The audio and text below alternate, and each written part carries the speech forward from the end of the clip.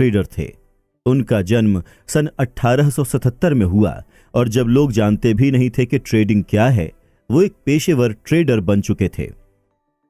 30 वर्ष में उनकी संपत्ति इन्फ्लेशन समायोजित होने के बाद $100 मिलियन थी। सन 1929 में जेसी लिवरमोर विश्व के सबसे जाने माने निवेशकों में से एक थे। उस वर्ष स्टॉक मार्केट में आई गिरावट, जिसने महामंदी की शुरुआत की, उसने इतिहास में लिवरमोर की विरासत को भी बुनियादी और ठोस कर दिया। अक्टूबर सन 1929 के एक सप्ताह में स्टॉक मार्केट के 1/3 से अधिक मूल्य का सफाया हो गया, जिसके दिनों को बाद में काला सोमवार, काला मंगलवार और काला गुरुवार नाम दिया गया। लिवरमोर की पत्नी डोरेथी काफी डरी हुई थी जब उनके पति 29 अक्टूबर की शाम को घर पहुंचे। वॉल स्ट्रीट के सट्टेबाजों के आत्महत्या करने की खबरें पूरे न्यूयॉर्क में फैल रही थी। उन्होंने अपने बच्चों के साथ रोते हुए जेसी का दरवाजे पर स्वागत किया और उनकी मां इतनी व्याकुल थी कि वो दूसरे कमरे में बंद होकर रो रही थीं। जीवनी लेखक टॉम रूबिथॉन के अनुसार जेसी कुछ पलों तक हक्के बक्के होकर वहीं खड़े रहे, ये समझने से पहले कि आखिर हो क्या रहा था। फिर उन्होंने अपने परिवार को यह खबर सुनाई। भाग्य की दरकार और मौलिक सूझ से वो स्टॉक मार्केट में गिरावट पर दांव लगा रहे थे। आपका मतलब हम बर्बाद नहीं हुए? डोरेथी ने पूछा। नहीं प्रिय, आज मेरा ट्रेडिंग में सबसे अच्छा दिन था। हम शानदार ढंग से अमीर हो गए हैं और जो भी चाहें वो कर सकते हैं, जेसी ने कहा। डोरेथी दौड़कर अपनी मां के पास गईं और उन्हें चुप होने को कहा। एक ही दिन में जेसी लिवरमोर ने $3 बिलियन से भी अधिक के बराबर की कमाई की थी। स्टॉक मार्केट के इतिहास के सबसे खराब महीने में वो विश्व के सबसे धनवान लोगों में से एक बन गए। जब लिवरमोर का परिवार इस अद्भुत सफलता का जश्न मना रहा था, एक दूसरा व्यक्ति निराशा में वॉल स्ट्रीट की गलियों में भटक रहा था।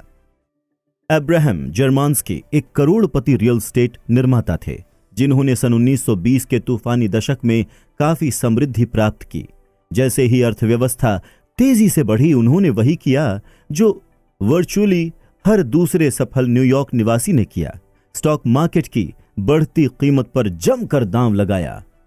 26 अक्टूबर सन 1929 को द न्यूयॉर्क टाइम्स ने एक लेख प्रकाशित किया, जिसने 2 पैराग्राफ में एक दुखद अंत दर्शाया। बर्नार्ड एच सैंडलर 225 ब्रॉडवे के वकील से कल माउंट वर्नन की श्रीमती अब्राहम जर्मांस्की ने अपने पति को ढूंढने में मदद मांगी, जो गुरुवार से लापता हैं। 50 वर्षीय जर्मांस्की जो रियल एस्टेट ऑपरेटर हैं, सैंडलर के अनुसार उन्होंने स्टॉक में जमकर निवेश किया है। सैंडलर ने कहा कि श्रीमती जर्मांस्की ने उन्हें बताया कि एक मित्र ने उनके पति को गुरुवार को देर रात वॉल स्ट्रीट में स्टॉक एक्सचेंज के पास देखा था। सूचना देने वाले के अनुसार उनके पति एक टिकर टेप को फाड़कर उसके छोटे छोटे टुकड़ों को फुटपाथ पर बिखेरते हुए ब्रॉड वॉक की ओर जा रहे थे। और वो, जैसा कि हम जानते हैं, अब्राहम जर्मांस्की का अंत था। यहां हम एक अंतर देख सकते हैं। अक्टूबर सन 1929 की गिरावट ने जेसी लिवरमोर को विश्व के सबसे धनवान लोगों में से एक बना दिया, वहीं इसने अब्राहम जर्मांस्की को बर्बाद कर दिया और शायद उनकी जान भी ले ली। लेकिन अगर 4 साल आगे बढ़ें तो इनकी कहानियां फिर एक दूसरे से टकराती हैं। अपने सन 1929 के व्यवसाय के बाद लिवरमोर ने अधिक आत्मविश्वास से और बड़े से बड़ा निवेश किया।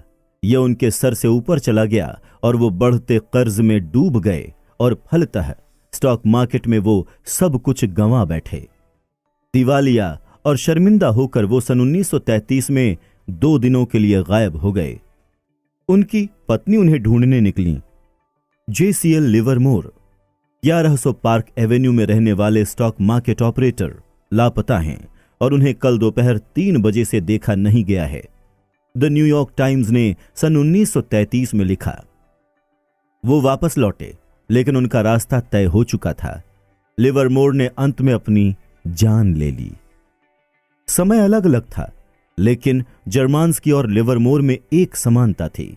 वो दोनों धनवान बनने में बहुत अच्छे थे और धनवान बने रहने में उतने ही खराब।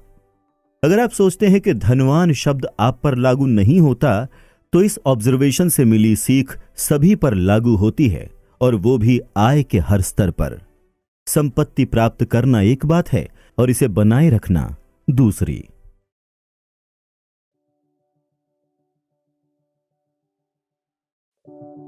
अगर मुझे संपत्ति संबंधी सफलता का सार एक शब्द में देना हो तो मैं इसे सर्वाइवल कहूंगा। जैसा कि आप अगले अध्याय में सुनेंगे, 40% ऐसी कंपनियां जो इतनी सफल थीं कि सार्वजनिक ट्रेडिंग कंपनी बनने को तैयार थीं, समय जाते जाते अपना सारा मूल्य गंवा बैठीं। फोर्ब्स की सबसे धनी 400 अमेरिकियों की सूची का प्रतिदशक औसतन लगभग 20% का टर्नओवर है, जिसके कारणों में मृत्यु या किसी अन्य परिवार के सदस्य को राशि हस्तांतरण करना नहीं है। कैपिटलिज्म कठिन है, लेकिन ऐसा होने का कारण कुछ हद तक यह भी है कि धन प्राप्त करना और धन बनाए रखना दो अलग अलग कौशल हैं। धन प्राप्त करने के लिए जोखिम उठाना, आशावादी होना और साहस से आगे बढ़ना आवश्यक है, लेकिन धन बनाए रखने के लिए जोखिम उठाने का ऑपोजिट आवश्यक है। इसके लिए विनम्रता और इस डर की आवश्यकता है कि जो आपको मिला है वो उतना ही जल्दी आपसे छिन भी सकता है। इसके लिए किफायती होने और ये मानने की आवश्यकता है कि आपने जो कुछ भी कमाया है उसमें कुछ भाग्य के कारण भी है। इसीलिए अतीत में मिली सफलता को अनिश्चित काल तक दोहराने पर निर्भर नहीं रहा जा सकता। एक बार चार्ली रोज ने सिक्वाया कैपिटल के अरबपति प्रमुख माइकल मोरित्ज से पूछा कि सिक्वाया को इतनी सफलता कैसे मिली। मोरित्ज ने कहा, दीर्घायु, ये चिन्हांकित करते हुए कि कुछ वीसी कंपनियां 5 या 10 साल तक सफल होती हैं, लेकिन सिक्वाया 4 दशक तक समृद्ध होती रही है। रोज ने पूछा, ऐसा क्यों? मोरित्ज ने कहा, मुझे लगता है कि हमें व्यवसाय से बाहर होने का डर हमेशा से रहा है। रोज, सच में? तो क्या ये डर है सिर्फ असुरक्षित व्यक्ति ही टिके रहते हैं? मोरित्ज, ये काफी हद तक सच है। हम मानते हैं कि आने वाला कल बीते हुए कल जैसा नहीं होगा। हम अपनी ख्याति पर निर्भर होकर नहीं रह सकते। हम लापरवाह नहीं हो सकते। हम ये नहीं मान सकते कि अतीत की सफलता भविष्य की समृद्धि में परिवर्तित होती है। यहां पर भी सर्वाइवल, न तो विकास, न बुद्धि और न ही अंतर्दृष्टि। लंबे समय तक जमे रहने के लिए योग्यता, बिना मिटे और बिना हार माने टिके रहने पर, और यही सबसे अधिक मायने रखता है। यह आपकी कार्यनीति की आधारशिला होनी चाहिए, फिर बात चाहे निवेश की हो या आपके करियर या व्यवसाय की। सर्वाइवल मेंटालिटी संपत्ति के मामले में इतनी आवश्यक क्यों है? इसके 2 कारण हैं। पहला प्रत्यक्ष है।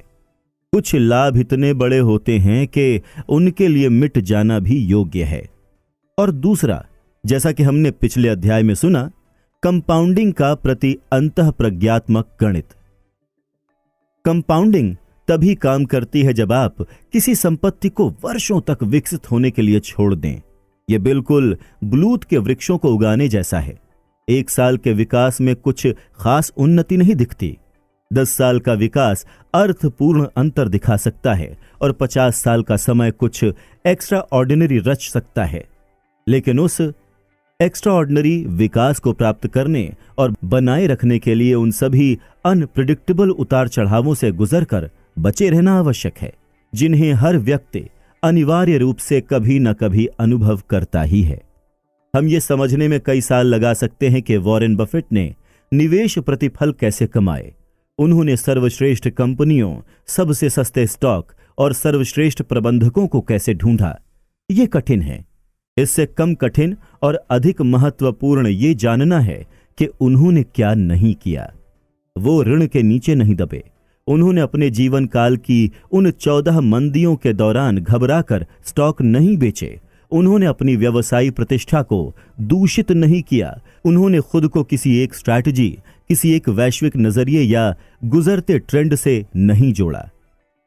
वो दूसरों के धन पर कभी आश्रित नहीं हुए। सार्वजनिक कंपनियों के द्वारा निवेश करने के कारण निवेशक अपनी राशि नहीं निकाल सकते थे।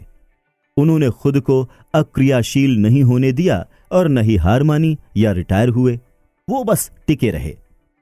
सर्वाइवल ने उन्हें दीर्घायु प्रदान की और दीर्घायु ने, जो कि 18 वर्ष से 89 वर्ष तक लगातार चलती रही, उसने कंपाउंडिंग द्वारा अद्भुत परिणाम